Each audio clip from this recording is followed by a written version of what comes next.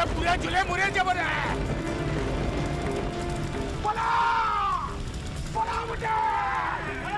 যতক্ষণ না আপনি নিজের মুখে আপনার দোষ স্বীকার করছেন আপনার মুক্তি নেই। এই নিয়ে যাও চাটুজ্জে মশাইকে। যাও। ওই মানুষের সঙ্গে এমন ধরা হয়? তুমি কেঁদো নে মা, কেঁদো নে। রঘুবীর তো আছেন, দেখবে তিনি ঠিক আমাদের সাহায্য করবে। রঘুবীর যে আমার ভাইয়ের মতো।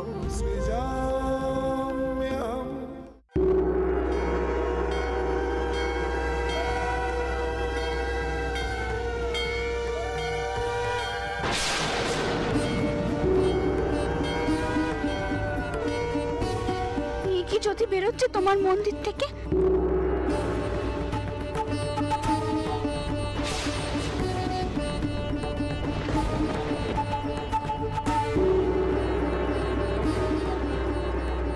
মনে হচ্ছে তুমি যেন আমাকে ডাকছো তোমার কাছে।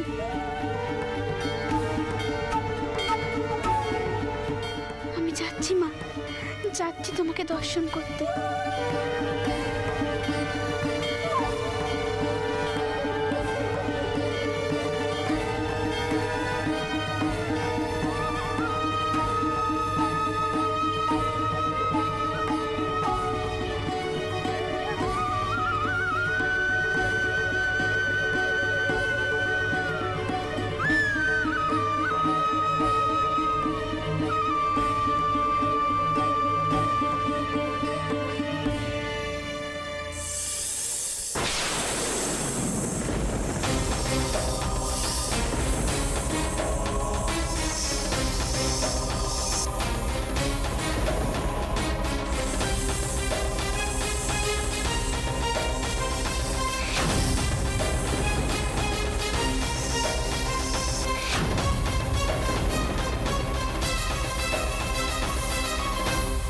নাগরাজ, আমি জানি তুমি তারা মায়ের ভূষণ। পৈতের মতো তার দেহকে জড়িয়ে থাকো। তুমি মায়ের চন্দ্রচূড় ভৈরবের গলাতেও খেলা করো। আমি জানি তুমি আমার কোনো ক্ষতি করবে না। আমি তো মায়ের দর্শনে যাচ্ছি। পথ ছাড়ো হে নাগরাজ, পথ ছাড়ো।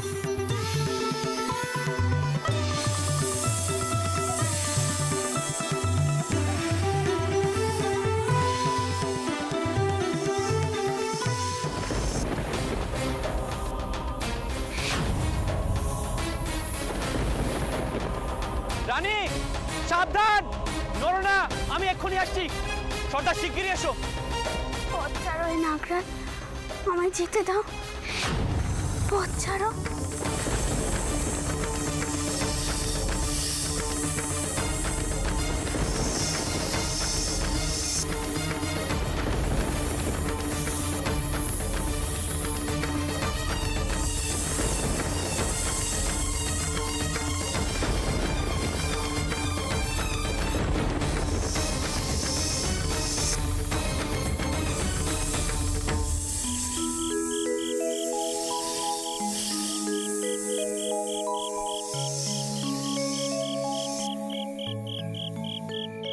রানী আরে গিও না, সামনে আরো সব থাকতে পারে।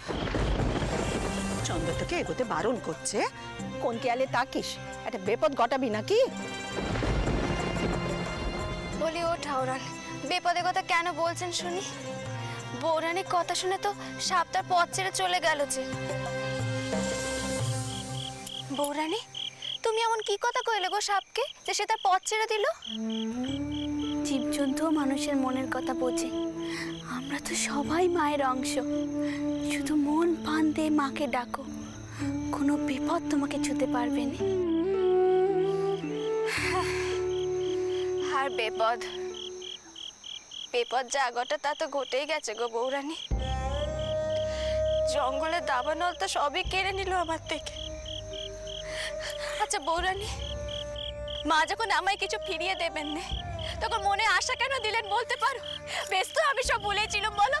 তাক তাক এ সমস্ত কথা এখন তাক। পুণ্যি করতে এসেছি, চোখের জল পেরলে অকল্যাণ হয়। পুটু, বউকে নিয়ে যা তো, দেখিস ও যেন একা কোথাও বেরিয়ে না যায়। যা, কথা না কয়ে একটু বিশ্রাম কর। কি যা যা বলছি। আমারও তাই মনে হয়, অনেকটা পথ চলা হয়েছে, এবার একটু বিশ্রামের প্রয়োজন। আর এই রাতে জঙ্গল আর শ্মশান পেরিয়ে তোমাদের মন্দিরে যেতে হবে না। আর সকলে বিশ্রাম করো, কাল সকালে না হয় মন্দিরে গিয়ে তোমাদের তারা মায়ের দর্শন করো।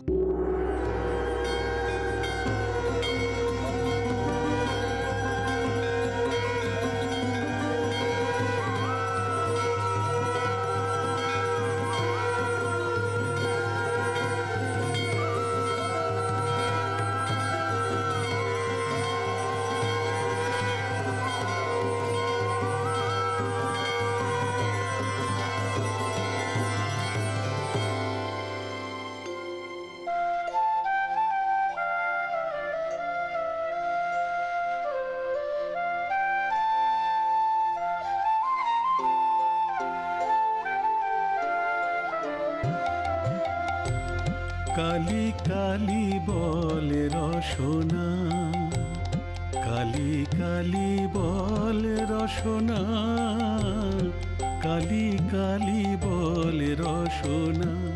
করো পদ ধ্যান নামামৃত পান, করো পদ ধ্যান নামামৃত পান। যদি হতে ত্রাণ থাকে বাসনা, কালি কালি বল রসনা, কালি কালি বল রসনা, কালি কালি বল রসনা।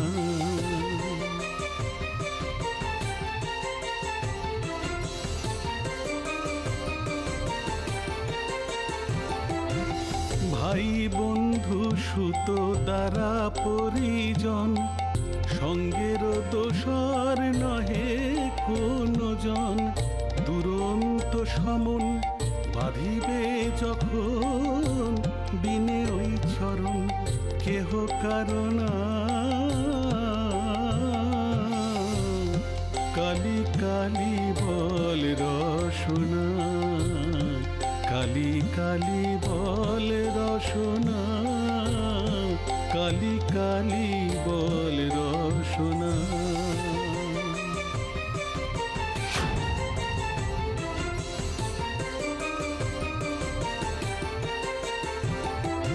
দুর্গা নাম মুখে বলো একবার, সঙ্গের সম্বল দুর্গা নাম আমার। অনিত্য সংসার নাহি পারাপার, সকলই অসার ভেবে দেখো না। কালি কালি বল রসনা, কালি কালি বল রসনা, কালি কালি বল রসনা।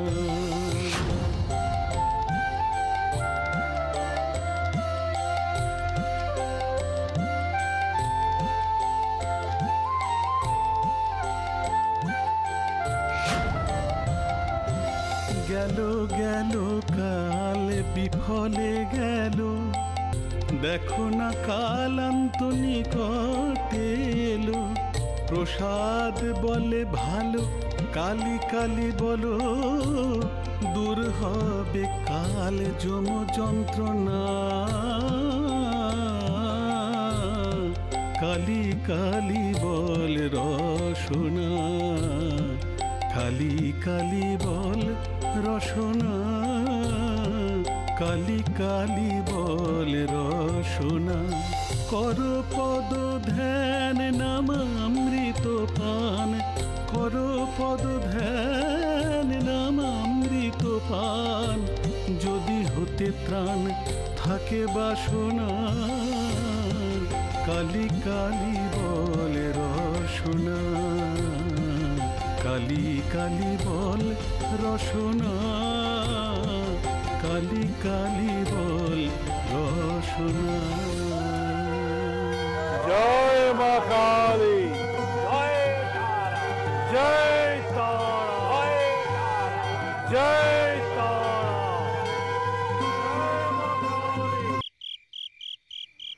বাবা,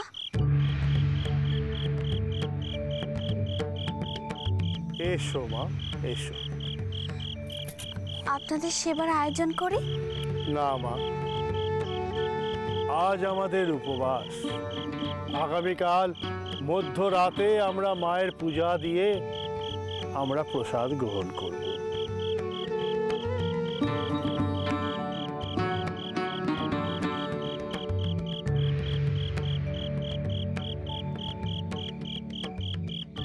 মায়ের ওপর দেখছি আমাদের মায়ের অশেষ দয়া। আধারটি অতি উচ্চ মানের। এই জীবিত কুণ্ডের অনেক কথা লোকমুখে শুনেছি বাবা, যদি একটু বিশদে বলেন। এই হলো অমৃত কুণ্ড।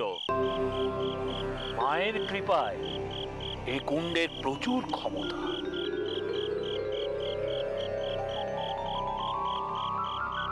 শুনুন তাহলে বলি এর ইতিহাস।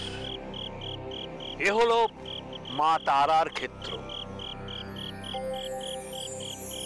নানা বেশে নানাভাবে এখানে বিচরণ করেন।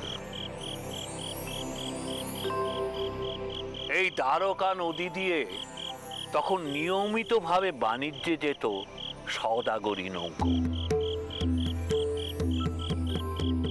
একবার জয় দত্ত বণিক নামে এক বণিক যাচ্ছিলেন বাণিজ্যে। মা তারা বুড়ি সেজে এসে ভিক্ষে চাইলেন তার কাছে। ও বাবা, বাবা দুটি ভিক্ষে দেনে বাবা। এখন হবে না। দেনে বাবা, আমার দুটি ভিক্ষে দেনে বাবা। বললাম তো এখন হবে না। বাবা দেনে বাবা। আরে বাবা বললাম তো আমার কাছে কিচ্ছু নেই, যাও। বাবা তোর এই নৌকে কি আছে বাবা? ওই নৌকোয় ছাই আছে, ছাই। পরদিন জয় দত্ত দেখলেন তার বাণিজ্যের তৈরির জিনিসপত্র সমস্ত ছাই হয়ে গেছে। এমনকি তার একমাত্র পুত্র ওলা ওঠায় মারা গেছে। জয় দত্ত পাগলের মতো হয়ে গেল। ভাবলো ছেলেকে ভাসিয়ে নিজেও আত্মহত্যা করবে।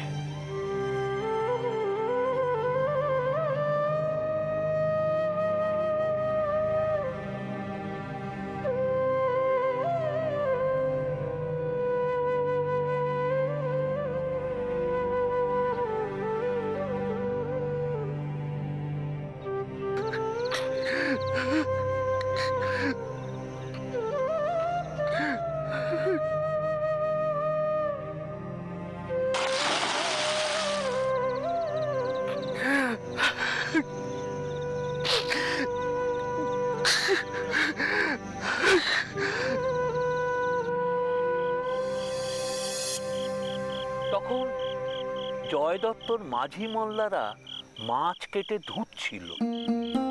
অমৃতকুণ্ডের জলে মাছ ধুতেই মাছ জ্যান্ত হয়ে জলে চলে গেল। মাঝিরা তো অবাক। জয় দত্তকে তারা জানালো। জয় দত্ত তার মরা ছেলেকে ওই কুণ্ডের জলে ফেলে দিয়ে কি হয় দেখতে চাইলেন। জয় দত্তর মরা ছেলে জল থেকে জ্যান্ত হয়ে জয় মা তারা বলে উঠে এলো। জয় মা তারা, জয় মা তারা, জয় মা তারা, জয় মা তারা।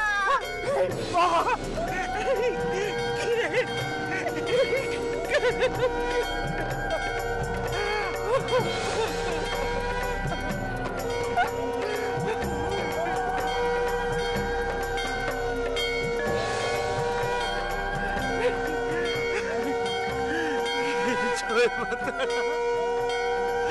জয় মা তারা, জয়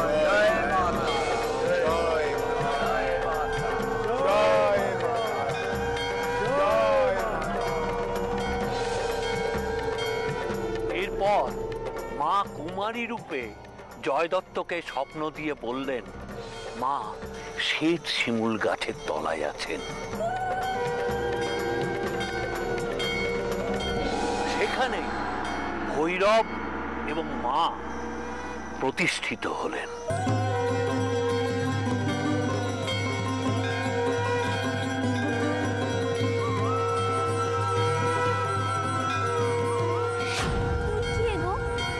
কোথায় যাচ্ছ? আমি এখানে কাছেই থাকি। আমার কর্তা শোল মাছ এনেছিল, তা মারা গেছে শোল মাছগুলো, তো সেগুলোকেই বাঁচাতে যাচ্ছি।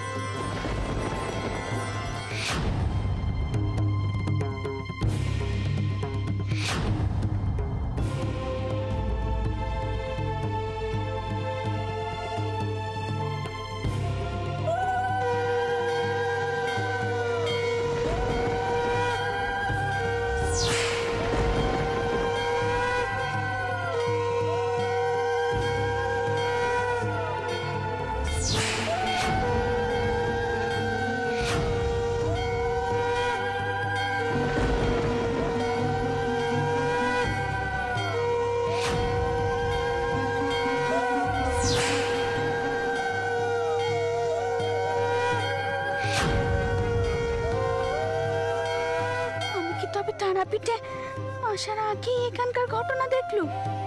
মা তারাই কি তেমনটা দেখালেন আমাকে? ধান মাহাত্ম্য বোঝালেন। জয় মা, জয় মা তারা।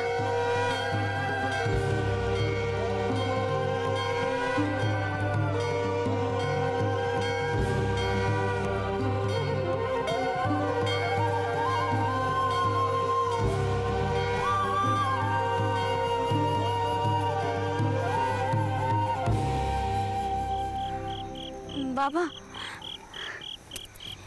এই ফলাহারটুকু গ্রহণ করুন। কল্যাণ কল্যাণ হোক।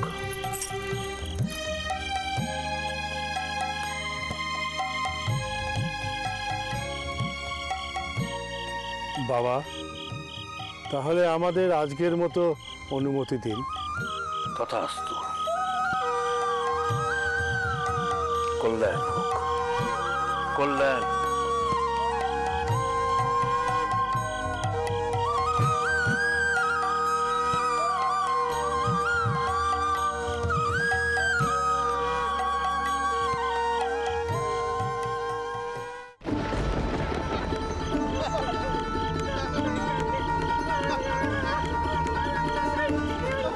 কি হয়েছে গো? কি হয়েছে? সাপড়ে কেটেছে গো সত্যের বেটাকে, কুণ্ডে চান করাতে এনেছে, যদি বেঁচে ওঠে।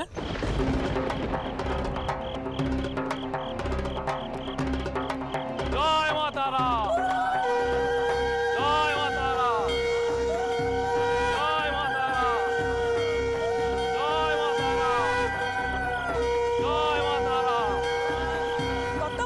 কর্তামা, কি হয়েছে রে? গ্রামের সব লোকজন জীবিত কুণ্ডের দিকে যাচ্ছে।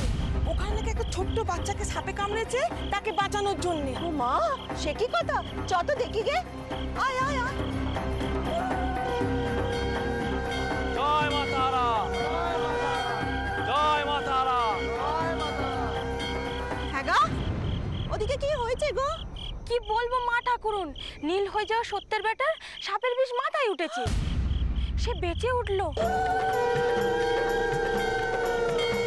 মায়ের কি মহিমে বলুন দেখি। জয় মা তারা, জয় মা, জয় মা, জয় মা। মায়ের মহিমে জয় মা, জয় মা, জয় মা। যাই চন্দনার বউকে ডেকে আনি। দাঁড়া, তোরা এখানে দাঁড়া, চন্দনার বউকে ডেকে আনি গে। দাঁড়া দাঁড়া দাঁড়া।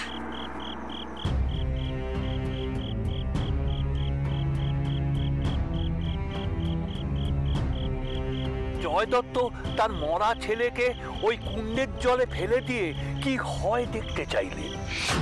জয়দত্তর মরা ছেলে জল থেকে জ্যান্ত হয়ে জয় মা তারা বলে উঠে এলো। রানী, এই দেখো তোমার জন্য কি এনেছি।